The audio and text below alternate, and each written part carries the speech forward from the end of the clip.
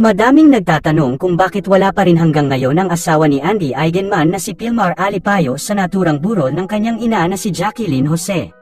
Hinahanap kasi ito ng iba't ibang artista kung bakit wala si Pilmar sa naturang burol. Makakapunta si Pilmar ngunit hindi sa mga unang araw makakapunta ang professional surfer na asawa ni Andy dahil sa last day at libing papupunta ito dahil sa pag-aalaga sa kanilang anak ni Andy sa Siargao. Hindi isinama ni Andy ito upang makapag-focus siya sa pag-aasikaso sa venue at burol ng kanyang ina na si Jacqueline. Dahil for sure alagain ito kung nagkataon dahil maliliit pa ang anak niya kay Pilmar Alipayo. Asahang luluwas ang asawa ni Andy kasama ang kanyang dalawang anak sa last day ng burol ni Jacqueline Jose. Sa ngayon patuloy ang pagdadalamhati ng mga artista at kaibigan na dumedalaw sa kanyang burol sa Quezon City Avenue Chapel. Inaasahang pupunta pa ang ibang cast ng Batang Quiapo na huling palabas ni Jacqueline Jose bago ito pumanaw. Bagamat dumalaw na si Coco Martin kasama nito si Christopher De Leon. Madaming naging emosyonal nang dumalaw ang dating biyena ni Jacqueline Jose sa asawa nito noon na namatay na si Mark Hill. Si Michael Mesa at Rosemary Hill ay nagbigay pagdadalamhati sa pagpanaw ni Jacqueline Jose.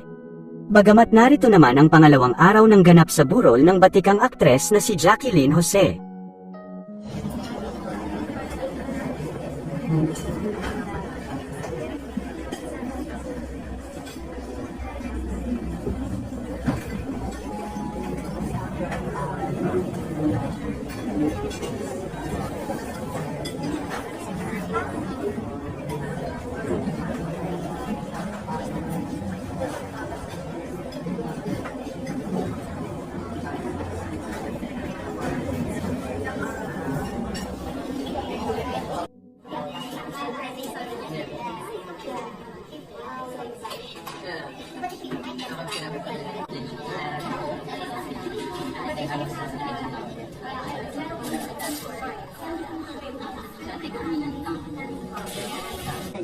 Pero kukunin ni Ate Jane.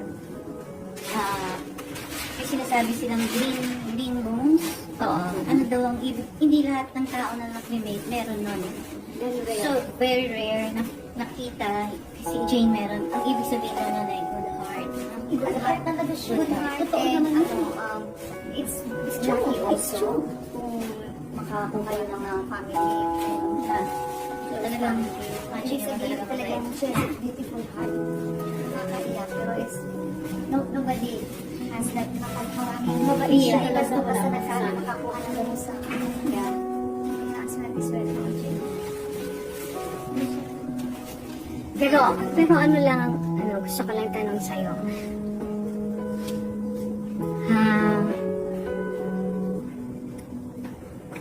Paano mo anong description mo sa kapatid mo, si Jane? Si Jane mapagmahal. Matindi magmahal.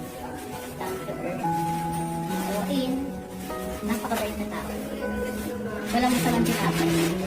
Yung mga maliliit, mas mahal niya yan. Yung mga true stuff na ayaw niya yung mga posisyon. Gusto niya nakikipag siya sa mga kasama sa trabaho na mas wala siya, mas mamimiss namin siya.